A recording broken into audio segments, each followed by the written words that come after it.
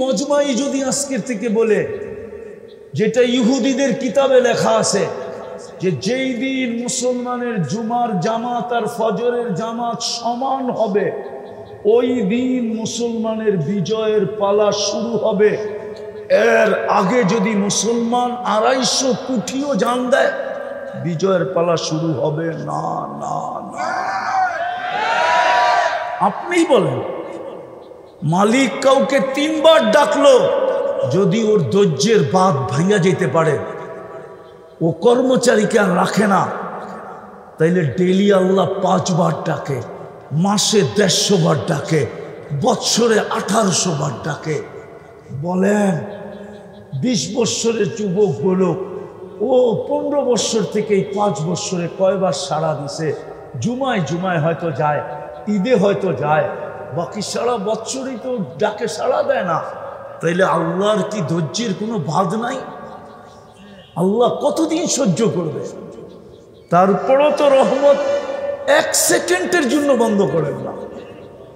আসেন আজকের থেকে আমরা মসজিদ গড়া দিই। পারবেন? পারবেন বেনামাজি মুক্ত মাদারীপুর শহর বানাইতে? আমি তো একটা রাষ্ট্র চিনি যেখানে আমি 6 বার গেছি, কোনো বেনামাজি নেই। আমি 6 বার গেছি ওই দেশে, 6 বার। আফ্রিকার একটা দেশ আছে চাঁদ, যেটাকে আরবিতে তাসাদ বলে। আপনার দেশের 15-20 গুণ বড়। ম্যাপে দেখেন চাঁদ, একটা আফ্রিকার দেশ আছে, 100 কোটি মুসলমান মাত্র। ওই দেশে একজনও বেনামাজি নেই। আমি শুধু যেই না বলতেছি না, আমি 6 বার গেছি। আমি প্রেসিডেন্টকে চিনি, বর্তমান প্রেসিডেন্ট, এর বাপকে চিনি, আমি স্পিকারকে চিনি, সবাইকে চিনি, আমাকেও চিনি। গরিব দেশ, কিন্তু কোনো বেনামাজি নেই, কোনো বেনামাজি এখানে নেই। পারবেন মাদারীপুরটা বেনামাজি মুক্ত বানাইতে? পারবেন? পড়ব এবং বেনামাজি মুক্ত করব। কে কে রাজি আছি? পড়ব এবং প্রস্তুত থাকি। যদি তওবা না করলাম, আর যদি আজকে তওবা করলাম, আল্লাহর দিকে যদি ফিরা গেলাম, তাহলে আমি আপনাদেরকে সুসংবাদ শুনাইতে পারি, ফাইন তাবু ফাআনা হাবিবুহুম। আল্লাহ বলে তওবা করতে দেরি, আমি বন্ধু হইতে দেরি করব না। লিউযীকাহুম বা'দাল্লাযী লাআল্লাহুম ইয়ারজিউন। আল্লাহ বলে আমি চাই তোমরা ইউটার্ন নাও। যদি কথা বুঝে আইসা থাকে, চলে যেতে হবে কবরে। প্রথমেই বলছি, কোনো কাজ চলবে না, কোনো পরিচয় চলবে না, কোনো সম্পর্ক চলবে না। ওটা খোলার সময় আমার কাছে এখন নাই। চলবে না, কোনো কিছুই চলবে না। যদি চলতো, তাহলে আবু তালেবের কবর আমাকে 1000-100 কাঁদাইত না।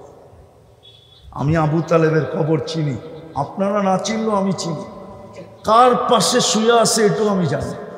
আম্মা জান খাদিজাতুল কুবরা রাদিয়াল্লাহু তাআলা আনহার পাশে শুয়ে আছে। হাজিরা জানে না কোন দিক দিয়ে গেলে ওনার কবর দেখা যায়, কেননা ওনার কবর যেই দিক দিয়ে গেলে দেখা যায়, ওই দিক দিয়ে কাউকে দাঁড়াইতে দেয় না।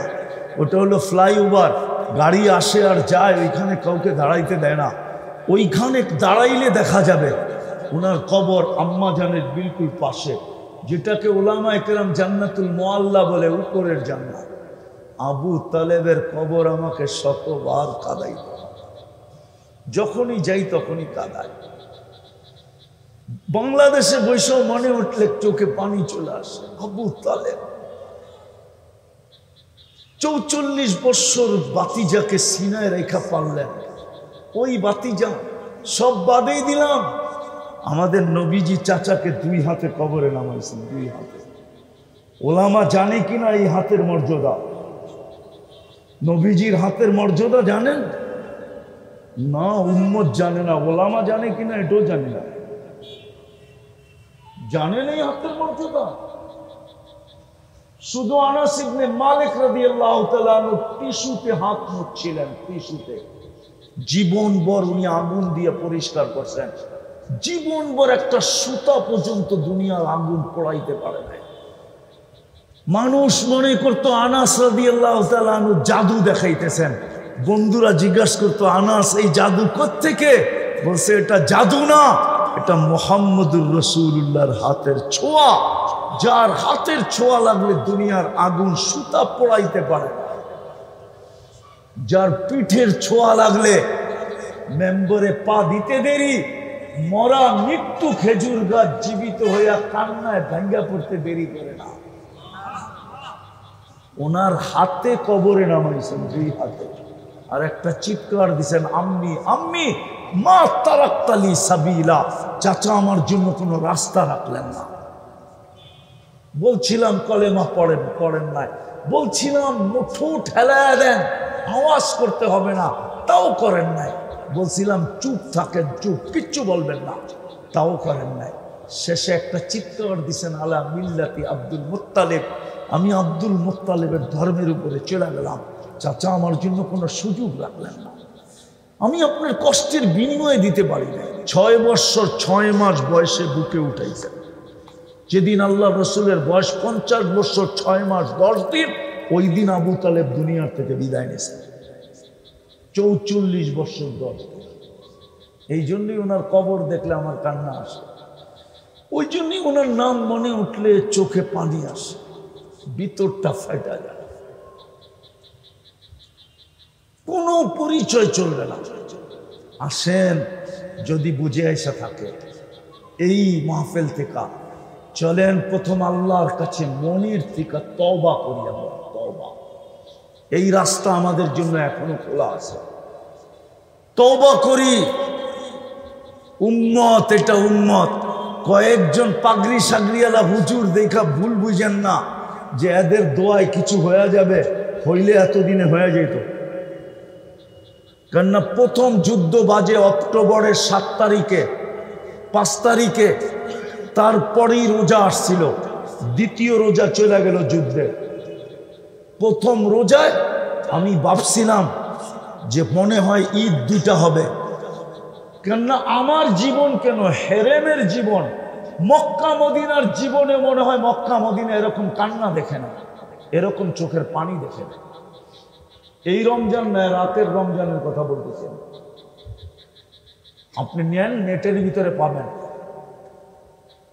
বেতের নামাজ পড়া যে কান্না, হয় হয় ইমাম সালাম ফিরে ফেলছে, হাজারো মুক্তাদি সেজদায় পড়ে এখনো কাঁদতেছে, আর শুধু বলতেছে আল্লাহ ফিলিস্তিন ফিলিস্তিন ফিলিস্তিন ফিলিস্তিন। আমার মনে হইতেছিল ঈদ 2টা হবে, ফিলিস্তিনের স্বাধীনতা আর রোজার ঈদ। ওই রমজানও গেল, এই রমজানও গেল, ওই কোরবানিও গেল, এই কোরবানি আবার আসতেছে, কিন্তু বিজয়ের কোনো চিহ্ন দেখতেছি না। রাস্তা মনে হয় একটাই খোলা, তওবা যদি আল্লাহর কাছে করতে পারি। করবেন মনের থেকে? কে কে করবেন দেখি? পাক্কা? হ্যাঁ, যুবকরা কি বলে? পাক্কা? তাইলে বলেন, আল্লাহ অতীত থেকে তওবা করলাম, আপনি আমাদের তওবা কবুল করেন। না মা, বেশি কিছু করতে হবে না। এই উম্মতকে একটা কাজ আজকের থেকে করেন। আমি আপনাদেরকে প্রমাণ দিতেছি, আর কোনোদিন মাদারীপুরে আসি না, না আসি জানি না, কিন্তু প্রমাণ দিতেছি আপনাদেরকে। ইহুদিদের কিতাবে আজও লেখা আছে, যদিও নাকি মুসলমান ওলামারা জানে না, অনেক তথ্যই মুসলমান ওলামারা জানে না, আমাদের বাংলাদেশের ওলামারাও জানে না, কিন্তু বলতে বলতে এখন দেখতেছি পত্রিকায়ও লেখা শুরু হয়েছে, মিডিয়ার থেকেও প্রচার শুরু হয়েছে। আমি মাঝে মাঝে বলি যে বাংলাদেশের মাটির নিচে একটা আধ্যাত্মিক শক্তি আছে। এই মাটি নিয়ে বেশি দিন যে খেলে, মাটি ওকে বেশি দিন খেলতে দেয় না। মাটি বেশি দিন, এটা মাটির আধ্যাত্মিক শক্তি। কেন জানেন? কেন আল্লাহর রসুল যখন হিজরত করেন নাই, তখন বাংলাদেশে 4 সাহাবী চলে আসছে। এই দেশের মানুষ সাহাবাদেরকে দেখা মুসলমান হয়েছেন। আল্লাহর রসুল তখনও হিজরত করেন নাই। আমি নাম বলতেছি, আবু ওয়াক্কাস, ওহাব ইবনে মালিক, কাসেম ইবনে হুযাইফা, উরওয়া ইবনে সাসা, 2 জনের কবর চিনে আছে, এখান থেকে চিনে গেছেন। আবু ওয়াক্কাস ওহাব ইবনে মালিক রাদিয়াল্লাহু তাআলা আনহুর কবর মঙ্গোলিয়ার বর্ডারে, উনি মঙ্গোলিয়া পর্যন্ত গেছেন। আর দুইজন এইখানেই আছেন, কোথায় আছে আমি জানি না, কাসেম ইবনে হুযাইফা, উরওয়া ইবনে সাসা। ইসলামের প্রথম কোরবানির আধ্যাত্মিক শক্তি এই মাটির নিচে লুকানো। এই জন্য এই মাটির 1400 বৎসরের ইতিহাস বলে যে এই মাটির ভিতরে এক আধ্যাত্মিক শক্তি আছে। এই মাটি নিয়ে যে বেশি খেলে মাটি ওকে বেশি দিন খেলতে দেয় না, হয়তো রান আউট করে, নাইলে বোল্ড আউট করে, নাইলে ক্যাচ আউট করে, নাইলে ছক্কা দিয়া বাউন্ডারির বাহিরে করে। এটা হলো এই মাটির আধ্যাত্মিক শক্তি। কসম খোদা, আমি ইতিহাসের পাতা থেকে আপনাদেরকে বলতেছি, ইতিহাসের পাতা থেকে। তওবা তো করলেন, এই উম্মত বেশি কিছু করার প্রয়োজন নাই। যদি একটা কাজেই উম্মত করে বা আমরাই করি, একটা কাজ আজকের থেকে, যে এই মজমাই যদি আজকের থেকে বলে, যেটা ইহুদিদের কিতাবে লেখা আছে, যে যেই দিন মুসলমানের জুমার জামাত আর ফজরের জামাত সমান হবে, ওই দিন মুসলমানের বিজয়ের পালা শুরু হবে। এর আগে যদি মুসলমান 250 কোটিও জান দেয়, বিজয়ের পালা শুরু হবে না। না না, আপনিই বলেন, মালিক কাউকে 3 বার ডাকলো, যদি ওর ধৈর্যের বাঁধ ভাঙা যেতে পারে, ও কর্মচারীকে আর রাখে না, তাইলে ডেলি আল্লাহ 5 বার ডাকে, মাসে 150 বার ডাকে, বৎসরে 1800 বার ডাকে। বলেন 20 বৎসরের যুবক বলো, ও 15 বৎসর থেকে 5 বৎসরে কয়বার সাড়া দিছে? জুমায় জুমায় হয়তো যায়, ঈদে হয়তো যায়, বাকি সারা বৎসরই তো ডাকে সাড়া দেয় না। তাইলে আল্লাহর কি ধৈর্যের কোনো বাঁধ নাই? আল্লাহ কতদিন সহ্য করবে? তারপরও তো রহমত 1 সেকেন্ডের জন্য বন্ধ করেন না। আসেন আজকের থেকে আমরা মসজিদ গড়া দিই। পারবেন? পারবেন বেনামাজি মুক্ত মাদারীপুর শহর বানাইতে? আমি তো একটা রাষ্ট্র চিনি যেখানে আমি 6 বার গেছি, কোনো বেনামাজি নেই। আমি 6 বার গেছি ওই দেশে, 6 বার। আফ্রিকার একটা দেশ আছে চাঁদ, যেটাকে আরবিতে তাসাদ বলে। আপনার দেশের 15-20 গুণ বড়। ম্যাপে দেখেন চাঁদ, একটা আফ্রিকার দেশ আছে, 1.25 কোটি মুসলমান মাত্র।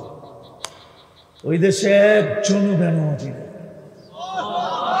আমি শুধু যেই না বলতেছি না, আমি 6 বার গেছি। আমি প্রেসিডেন্টকে চিনি, বর্তমান প্রেসিডেন্ট, এর বাপকে চিনি, আমি স্পিকারকে চিনি, সবাইকে চিনি, আমাকেও চিনি। গরিব দেশ, কিন্তু কোনো বেনামাজি নেই, কোনো বেনামাজি এখানে নেই। পারবেন মাদারীপুরটা বেনামাজি মুক্ত বানাইতে? পারবেন? পড়ব এবং বেনামাজি মুক্ত করব, কে কে রাজি আছি? পড়ব এবং বিশ্বাস আপনাদের হবে না। বিদায় আমি শেষ জায়গায় চলে আসছি। আসেন, কেন জানেন? আজকে আল্লাহর হুকুম ছেড়ে দিয়েছে। বুক করি 24 ঘন্টা বটে, সারাদিন কাটটা বুক করেন, বলেন কাটটা কার নুন খাই? জোরে বলেন, একটু জোরে বলেন। আল্লাহ বললে গুনাহ হবে না। আল্লাহ যত জোরে বলবেন তত ভিতরে ক্লিয়ার হবে, ক্লিয়ার ভিতরে। কসম খোদার, যত জোরে আল্লাহ বলবেন তত জোরে ভিতরের ব্লক দূর হবে, ব্লক ক্লিয়ার হবে। সারাদিন কাটটা বুক করি, এই মজমায় একজন বলুক ডেলি আমি 200 বার আল্লাহ বলি। একজন বলুক, 1-2 জন হবে। কোন যুবক বলুক ডেলি আমি মনের থেকে একবার আল্লাহ বলে একটা চিৎকার দিই। অথচ ও তো মাদারীপুর ফাটায় আল্লাহর দেওয়া যৌবন দিয়া। মাদারীপুর হাতের তালুতে রাখে আল্লাহর দেওয়া কি দিয়া? হ্যাঁ, যৌবনে যদি না থাকতো তোমার দিকে কে তাকাইতো? বলো যুবক, কে ফুলের আশা করতো আর কে তোমাকে ফুল দিত? কে আশা করতো তুমি লেখা পাঠাও I.ইউ, আর তুমি কার কাছে আশা করতে? কেননা তৃতীয় লিঙ্গের কাছে তো কেউ আশা করে না আজ পর্যন্ত। আল্লাহ তো তোমাকে যৌবন দিল, একবার তো আল্লাহ বলে না 24 ঘন্টা বুক করে কাটটা। মাদারীপুরের মানুষ যদি পানির দামে অক্সিজেনের বিল নিতেন, পানির দামে যদি অক্সিজেনের বিল নিতেন, 1 লিটার দাম কত? 30 টাকা যদি অক্সিজেনের দাম নিতেন, রব্বে কাবার কথা, মাদারীপুরে কোনো পলিথিনের বাড়িও হতো না। পলিথিনের মাদারীপুর কেন, বাংলাদেশই হতো না। উপরে পলিথিন দিয়া কোনো বাড়ি হতো না। ডেলি 16,500 টাকা বিল দিতে হতো। 550 লিটার অক্সিজেন নেই, 30 টাকা যদি 5 লিটার হয় তো 16,500 টাকা ডেলি বিল হতো। বিল মাসে হইতো 4,95,000 টাকা বিল। বৎসরে হইতো কত টাকা বিল? একটু ভাবেন আমার কথা। 24 ঘন্টা আল্লাহটা ভোগ করে, 24 ঘন্টা। দুরবস্থার কারণ বলতেছি, কারণ শুধুমাত্র শুরু। বাংলা একটা প্রবাদ বাক্য আছে, নুরু মাত্র শুরু। আমাদের দুরবস্থা মাত্র শুরু, আরো হবে, আরো হবে, আরো। আমরা চিনি, আমি বাংলাদেশের মহারথীদেরকে চিনি, যাদের সাথে আমি একসাথে ফ্লাইট হয়েছে, একসাথে একই ফ্লাইটে গেছি। আমি চিনি অনেককে যে ঘন্টার পর ঘন্টা এয়ারপোর্টে দাঁড়ায় আছে এমিগ্রেশনে। আমি একজনকে চিনি 6 ঘন্টা দাঁড়ানো ছিল, 6 ঘন্টা। আমরা চিনি। দুরবস্থা কেন? দয়া তো করলেন, মানুষ বানাইলেন, বাদ দিলাম মানুষত্ব, মুসলমান বানাইলেন। ইসলামের রং আমাদের ভিতরে কোথায়? সমস্ত পাত্রকে ডাইলা দিয়ে উম্মতে মুহাম্মদী বানাইলেন, নবীর আদর্শ কোথায়? শেষ জায়গায় চলে আসছি, সব বাদ দিলাম। মাদারীপুরের মানুষ আর লম্বা করতে চাইতেছি না, সবকিছু বাদ দিলাম। ইসলামের রঙও বাদ দিলাম, নবীর আদর্শ বাদ দিলাম। সবকিছু বাদ দেওয়ার পরেও যদি ডেলি 5 বার আল্লাহ ডাকে, কে ডাকে? কে ডাকে? কে ডাকে? বুক করি কাটটা, হায়াত কার হাতে? মৌত কার হাতে? সবকিছু কার হাতে? ওই আল্লাহই তো ডেলি 5 বার ডাকে, ঠিক না? দুনিয়ায় সামান্য একটু বিরোধিতায়, সামান্য একটু বিরোধিতা, সামান্য দেখামো আঙ্গুল দিয়া? না, দেখাইলাম না। ডাকা যাইতে হবে তো, আবার গাড়ি গুড়ি আটকায় দেয় কিনা, ঠিক না? কত যায় না, ঠিক না? মাদারীপুরের যুবকরা যদি গাড়ি আটকায় দিল, পরদেশি মানুষ, ঠিক না? ঠিক না? আবার হুজুররা তো এই দেশের নাগরিকই না, ঠিক না? নাগরিক নাকি?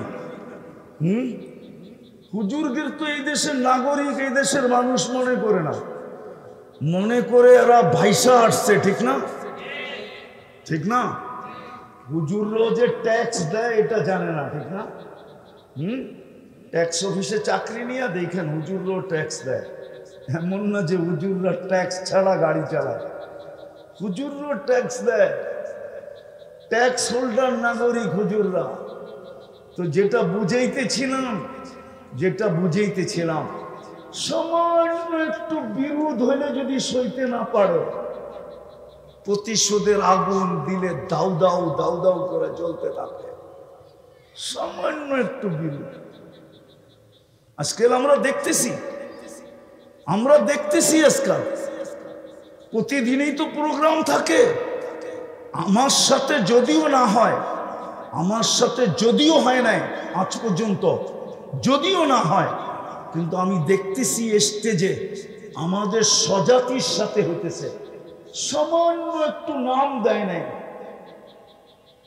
সামান্য একটু স্টেজে কথা বলতে দেয় নাই।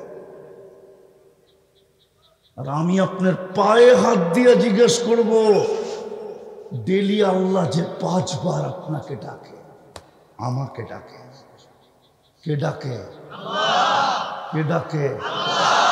কে ডাকে? শুধু আল্লাহ। শুধু আল্লাহ ডাকলে তো মনকে বুঝাইতে পারতাম।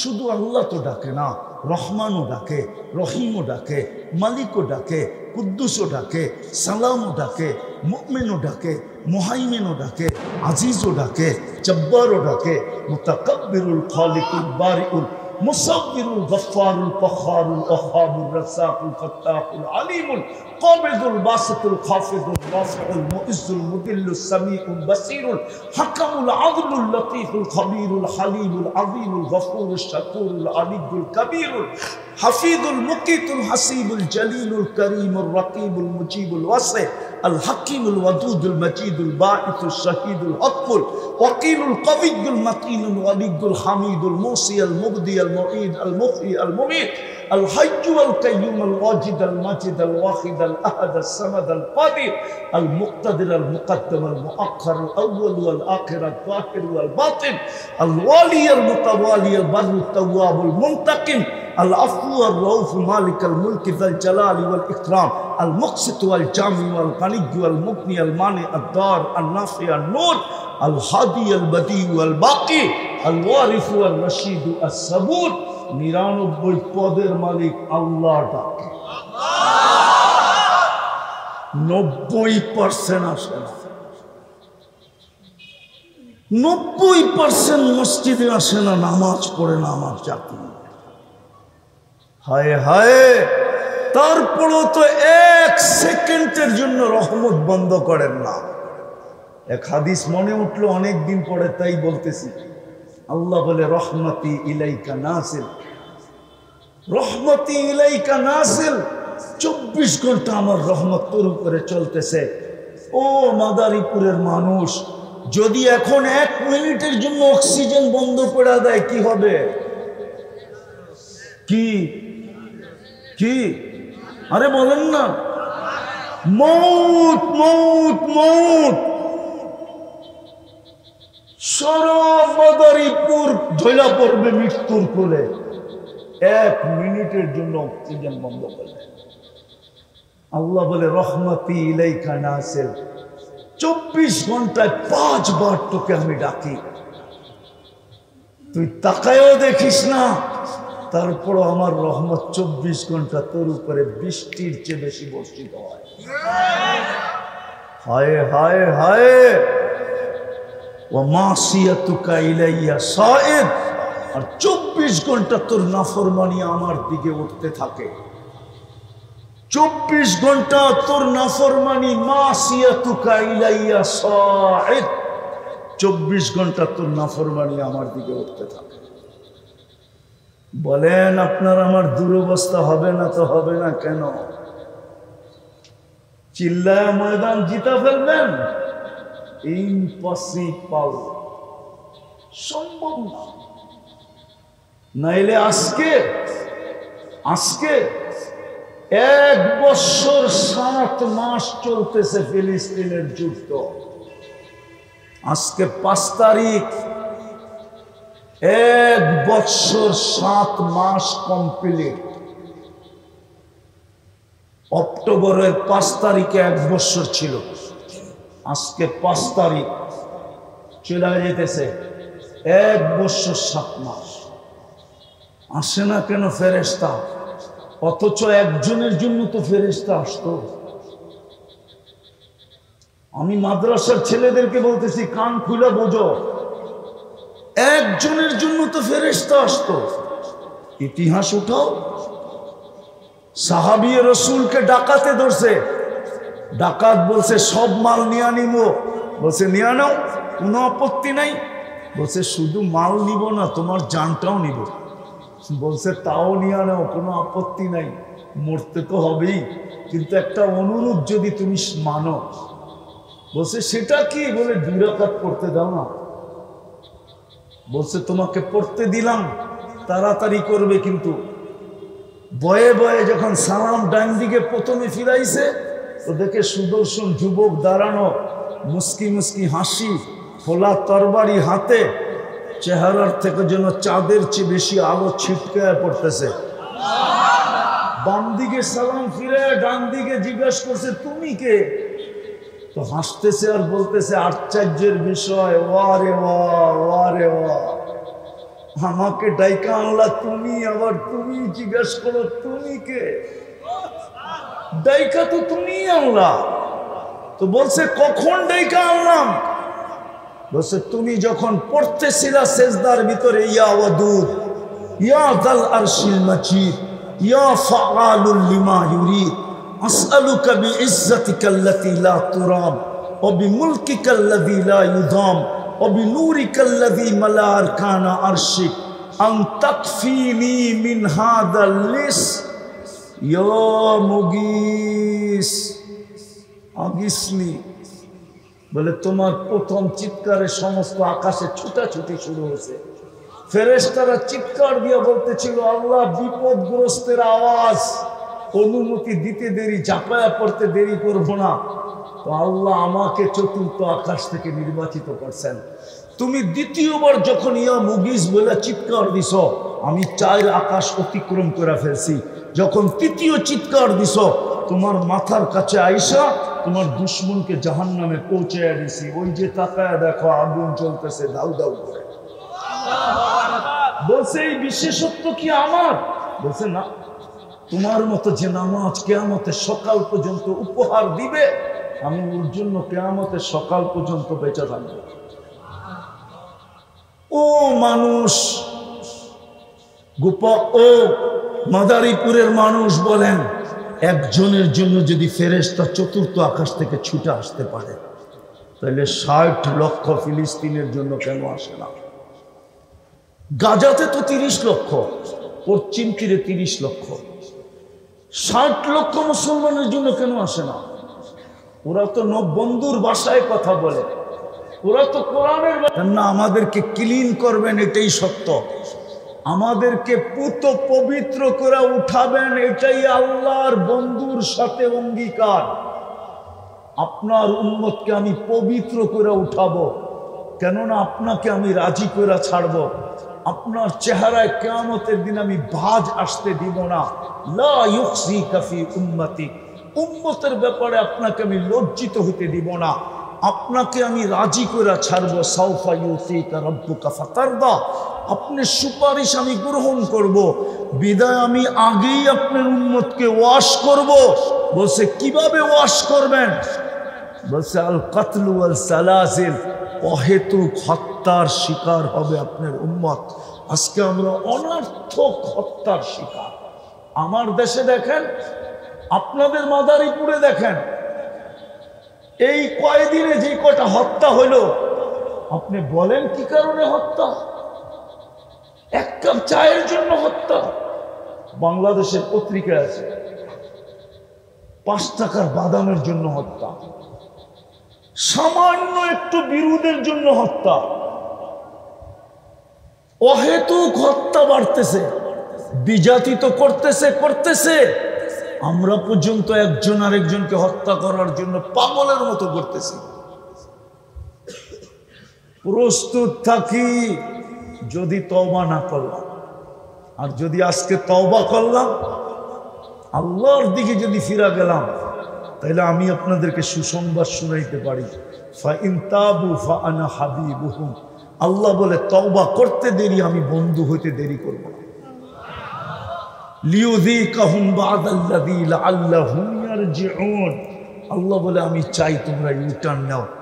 যদি কথা বুঝে আইসা থাকে চলে যেতে হবে কবরে। প্রথমেই বলছি কোনো কার্ড চলবে না, কোনো পরিচয় চলবে না, কোনো সম্পর্ক চলবে না। ওটা খোলার সময় আমার কাছে এখন নাই। চলবে না, কোনো কিছুই চলবে না। যদি চলতো তাহলে আবু তালেবের কবর আমাকে শতবার কাঁদাইতো না। আমি আবু তালেবের কবর চিনি, আপনারা না চিনলেও আমি চিনি। কার পাশে শুয়ে আছে এটাও আমি জানি। আম্মা জান খাদিজাতুল কুবরা রাদিয়াল্লাহু তাআলা আনহার পাশে শুয়ে আছে। হাজিরা জানে না কোন দিক দিয়ে গেলে ওনার কবর দেখা যায়, কেন ওনার কবর যেই দিক দিয়ে গেলে দেখা যায় ওই দিক দিয়ে কাউকে দাঁড়াইতে দেয় না। ওটা হলো ফ্লাইওভার, গাড়ি আসে আর যায়, ওইখানে কাউকে দাঁড়াইতে দেয় না। ওইখানে দাঁড়াইলে দেখা যাবে ওনার কবর আম্মা জানের বিলকুল পাশে, যেটাকে উলামায়ে কেরাম জান্নাতুল মুআল্লা বলে, উপরের জান্নাত। আবু তালেবের কবর আমাকে শতবার কাঁদাই, যখনই যাই তখনই কাঁদাই। বাংলাদেশে বৈশাখ মনে উঠলে চোখে পানি চলে আসে। আবু তালেব ৪৪ বৎসর বাতিজাকে সিনায় রেখা পারলেন। ওই বাতিজা সব বাদেই দিলাম, আমাদের নবীজি চাচাকে 2 হাতে কবরে নামাইছেন, 2 হাতে। ওলামা জানে কিনা এই হাতের মর্যাদা? নবীজির হাতের মর্যাদা জানেন না? উম্মত জানে না। ওলামা জানে কিনা এটাও জানে না। জানেন এই হাতের মর্যাদা? শুধু আনাস ইবনে মালিক রাদিয়াল্লাহু তাআলা আনহু টিস্যুতে হাত মুছছিলেন, টিস্যুতে। জীবনভর উনি আগুন দিয়ে পরিষ্কার করছেন। জীবনভর একটা সুতা পর্যন্ত দুনিয়ার আগুন পোড়াইতে পারে না। মানুষ মনে করতো আনাস রাদিয়াল্লাহু তাআলা আনহু জাদু দেখাইতেছেন।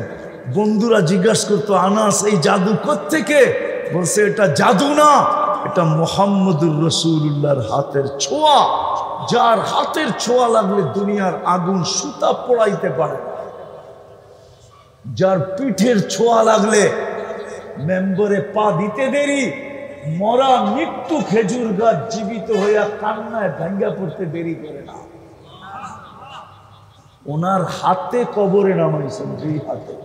আর একটা চিৎকার দিছেন, আম্মি আম্মি মা তারাক্তালি সাবিলা। চাচা আমার জন্য কোনো রাস্তা রাখলেন না। বলছিলাম কলেমা পড়েন নাই, বলছিলাম মুঠো ঠেলায় দেন, আওয়াজ করতে হবে না, তাও করেন নাই। বলছিলাম চুপ থাকেন, চুপ, কিচ্ছু বলবেন না, তাও করেন নাই। শেষে একটা চিৎকার দিছেন, আলা মিল্লাতি আব্দুল মুত্তালিব। আমি আব্দুল মুত্তালিবের ধর্মের উপরে চলে গেলাম। চাচা আমার জন্য কোনো সুযোগ রাখলেন না। আমি আপনার কষ্টের বিনিময়ে দিতে পারি না। 6 বৎসর 6 মাস বয়সে বুকে উঠাইছেন। যেদিন আল্লাহ রসুলের বয়স 50 বৎসর 6 মাস 10 দিন, ওই দিন আবু তালেব দুনিয়ার থেকে বিদায় নিয়েছেন। 44 বৎসর 10 দিন। এই জন্যই ওনার কবর দেখলে আমার কান্না আসে। ওই জন্যই ওনার নাম মনে উঠলে চোখে পানি আসে, ভিতরটা ফাটা যায়। কোনো পরিচয় চলবে না। আসেন, যদি বুঝে আসা থাকে এই মাহফিল থেকে, চলেন প্রথম আল্লাহর কাছে মনের থেকে তওবা করি। আমরা তওবা, এই রাস্তা আমাদের জন্য এখনো খোলা আছে। তওবা করি। উম্মত, এটা উম্মত। কয়েকজন পাগড়ি সাগরিয়ালা হুজুর দেখা ভুল বুঝেন না যে এদের দোয়ায় কিছু হয়ে যাবে। হইলে এতদিনে হয়ে যেত।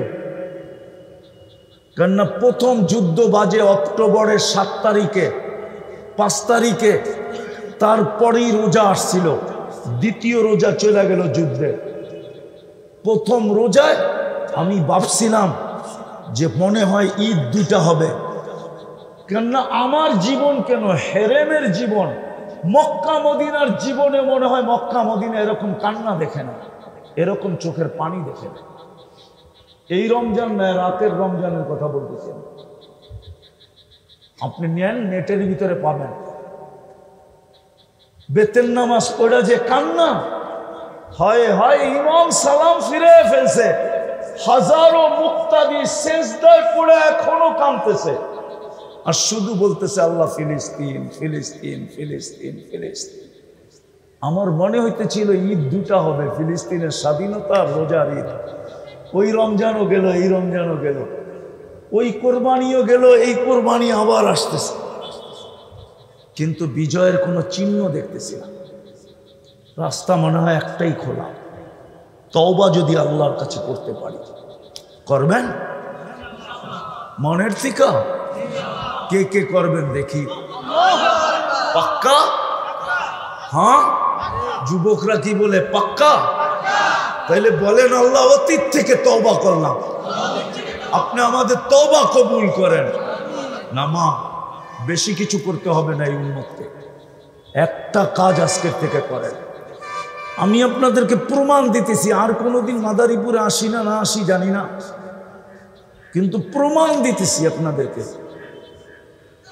ইহুদিদের কিতাবে আজও লেখা আছে, যদিও নাকি মুসলমান ওলামারা জানে না, অনেক তথ্যই মুসলমান ওলামারা জানে না, আমাদের বাংলাদেশের ওলামারাও জানে না, কিন্তু বলতে বলতে এখন দেখতেছি পত্রিকায়ও লেখা শুরু হয়েছে, মিডিয়ার থেকেও প্রচার শুরু হয়েছে।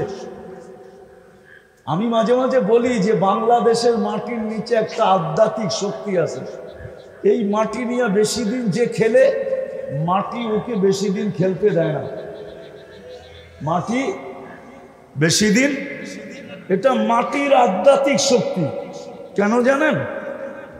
কেন আল্লাহর রসুল যখন হিজরত করেন নাই, তখন বাংলাদেশে 4 সাহাবী চলে আসছে। এই দেশের মানুষ সাহাবাদেরকে দেখা মুসলমান হয়েছেন। আল্লাহর রসুল তখনও হিজরত করেন নাই। আমি নাম বলতেছি, আবু ওয়াক্কাস, ওহাব ইবনে মালিক, কাসেম ইবনে হুযাইফা, উরওয়া ইবনে সাসা, দুইজনের কবর চিনে আছে, এখান থেকে চিনে গেছেন। আবু ওয়াক্কাস, ওহাব ইবনে মালিক রাদিয়াল্লাহু তাআলা আনহুর কবর মঙ্গোলিয়ার বর্ডারে, উনি মঙ্গোলিয়া পর্যন্ত গেছেন। আর দুইজন এইখানেই আছেন, কোথায় আছে আমি জানি না। কাসেম ইবনে হুযাইফা, উরওয়া ইবনে সাসা। ইসলামের প্রথম কোরবানির আধ্যাত্মিক শক্তি এই মাটির নিচে লুকানো। এই জন্য এই মাটির 1400 বৎসরের ইতিহাস বলে যে এই মাটির ভিতরে এক আধ্যাত্মিক শক্তি আছে। এই মাটি নিয়ে যে বেশি খেলে, মাটি ওকে বেশি দিন খেলতে দেয় না। হয়তো রান আউট করে, নাইলে বোল্ড আউট করে, নাইলে ক্যাচ আউট করে, নাইলে ছক্কা দিয়া বাউন্ডারির বাহিরে করে। এটা হলো এই মাটির আধ্যাত্মিক শক্তি। কসম খোদা, আমি ইতিহাসের পাতা থেকে আপনাদেরকে বলতেছি, ইতিহাসের পাতা থেকে। তওবা তো করলেন, এই উম্মত বেশি কিছু করার প্রয়োজন নাই। যদি একটা কাজেই উম্মত করে, বা আমরাই করি একটা কাজ আজকের থেকে, যে এই মজমাই যদি আজকের থেকে বলে, যেটা ইহুদিদের কিতাবে লেখা আছে, যে যেই দিন মুসলমানের জুমার জামাত আর ফজরের জামাত সমান হবে, ওই দিন মুসলমানের বিজয়ের পালা শুরু হবে। এর আগে যদি মুসলমান 250 কোটিও জান দেয়, বিজয়ের পালা শুরু হবে না। না না, আপনিই বলেন। মালিক কাউকে 3 বার ডাকলো, যদি ওর ধৈর্যের বাঁধ ভাঙা যেতে পারে, ও কর্মচারীকে আর রাখে না, তাইলে ডেলি আল্লাহ 5 বার ডাকে, মাসে 150 বার ডাকে, বৎসরে 1800 বার ডাকে। বলেন 20 বৎসরের যুবক বলো, ও 15 বৎসর থেকে 5 বৎসরে কয়বার সাড়া দিছে? জুমায় জুমায় হয়তো যায়, ঈদে হয়তো যায়, বাকি সারা বৎসরই তো ডাকে সাড়া দেয় না। তাইলে আল্লাহর কি ধৈর্যের কোনো বাঁধ নাই? আল্লাহ কতদিন সহ্য করবে? তারপরও তো রহমত 1 সেকেন্ডের জন্য বন্ধ করেন না। আসেন আজকের থেকে আমরা মসজিদ পড়া দিই। পারবেন? পারবেন বেনামাজি মুক্ত মাদারীপুর শহর বানাইতে? আমি তো একটা রাষ্ট্র চিনি যেখানে আমি 6 বার গেছি, কোনো বেনামাজি নেই। আমি 6 বার গেছি ওই দেশে, 6 বার। আফ্রিকার একটা দেশ আছে চাদ, যেটাকে আরবিতে তাসাদ বলে, আপনার দেশের 15-20 গুণ বড়। ম্যাপে দেখেন চার্ট, একটা আফ্রিকার দেশ আছে, 100 কোটি মুসলমান মাত্র, ওই দেশে একজনও বেনামাজি নেই। আমি শুধু যাই না বলতেছি না, আমি 6 বার গেছি। আমি প্রেসিডেন্টকে চিনি, বর্তমান প্রেসিডেন্ট, এর বাপকে চিনি, আমি স্পিকারকে চিনি, সবাইকে চিনি, আমাকেও চিনি। গরিব দেশ, কিন্তু কোনো বেনামাজি নেই, কোনো বেনামাজি এখানে নেই। পারবেন মাদারীপুরটা বেনামাজি মুক্ত বানাইতে? পারবেন? পড়ব এবং বেনামাজি মুক্ত করব, কে কে রাজি আছি? পড়ব। এবং আমি এই যুবকদেরকে বলবো, এই সংস্থার যুবকদেরকে, তোমাদের পায়ে হাত দিয়া বলো, শুধু ওয়াজ পর্যন্ত শুরু, সীমিত থাইকো না। তোমরা ইচ্ছা করলে, আমার বিশ্বাস, আমি যদিও তোমাদের স্বাধীনতায় ছিলাম না, কিন্তু আমার বিশ্বাস এবং আমি দুনিয়ায়, আমি দেশে ফিরছি 18ই আগস্ট, আর ফিরছিও একদিনের জন্য। আমি নামছি, 2-3 দিন পরে আমি চলে গেছি কোরিয়া। আমি কোরিয়ার থেকে ফিরছি 23 সেপ্টেম্বর। কিন্তু যেদিন আমি শুনছি স্বাধীন হয়ে গেছে, ওই দিন আমার ভিতরে একটা কথা কাইথা গেছে যে আমার যুবকরা যদি চায় তো আমার পুরা জাতিকে দিনদার বানাইতে পারে। কেন আমি 16-17 বৎসর দেখছি, ঘুমের ভিতরে পর্যন্ত ভাবতে পারে নাই, ফালায়া দিবে, ঘুমের ভিতরে পর্যন্ত ভাবতে পারে নাই। ঘুমের ভিতরেও যদি কেউ ভাবছে তো এটাও টেকনোলজির মাধ্যমে জেনে ফেলছে। ঘুমের থেকে উঠা দেখছে হ্যান্ডকাপ নিয়ে দাঁড়ানো আছে, ঠিক না? আর আলহামদুলিল্লাহ আমার যুবকরা নামতে দেরি, বাংলাদেশকে নতুন স্বাধীনতা দিতে দেরি করে নাই। বিদায় আমার বিশ্বাস এটা, তোমরা জানো না তোমাদেরকে নিয়ে গবেষণা কোথায় চলতেছে। আমি জানি, কিন্তু বলবো না। আমি অনেক দিন পরে দেশে আসছি, আমি জানি বাংলাদেশের যুবকদেরকে নিয়ে গবেষণা কোথায় চলতেছে, যুবতীদেরকে নিয়ে গবেষণা কোথায় চলতেছে আমি জানি, কোন কোন অফিসে চলতেছে এটাও জানি আমি, কিন্তু বলবো না, মিডিয়ায় চলে যাবে সব। বিদায় আমার বিশ্বাস, তোমরা দিনদার হইলে আমার জাতি দিনদার হতে বাধ্য। বিদায় তোমাদের পায়ে হাত দিয়া বলি, তোমরা দিনদার হয়ে যাবে। হবে? পড়বে মসজিদ? এই দায়িত্ব নিলা এই সংস্থাওয়ালারা যে আমরা পায়ে ধরে হলেও মসজিদ পড়বো। জুমার ফজর এক করে দিয়া দেখবো আল্লাহ আমাদের বিজয়ের ফ্ল্যাগ উড়ায় কি উড়ায় না, যাত্রা শুরু হয় কি হয় না। পারবো তো? আল্লাহ আমাদেরকে আমল করার তৌফিক দান করেন। ওমা আলাইনা ইল্লাল বালাগ। দোয়া।